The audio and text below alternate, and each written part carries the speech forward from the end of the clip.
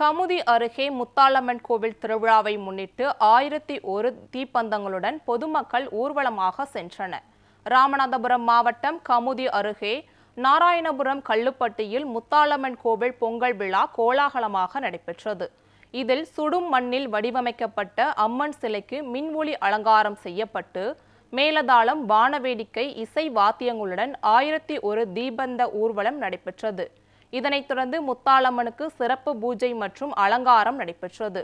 இதில் ஏராளமான பக்தர்கள் கலந்து கொண்டு சுவாமி தரிசனம் செய்தனர்.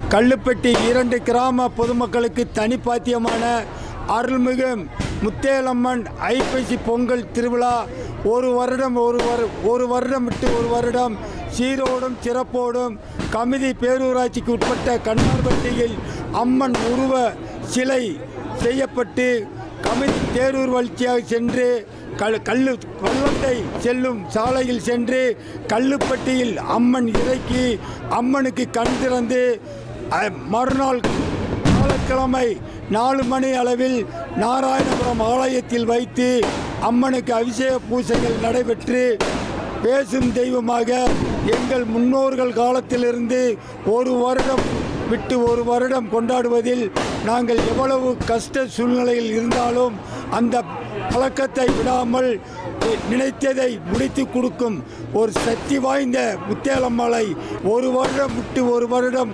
கொண்டாடுவது பழக்கமாக வைத்துக்கொண்டு வியாழக்கிழமை மாலை 7 மணி அளவில் முத்தாலங்குளம் எல்கையில் போய் அம்மன் அழைக்கப்படும் என்பதை தெரிவித்துக் கொள்கின்றோம்.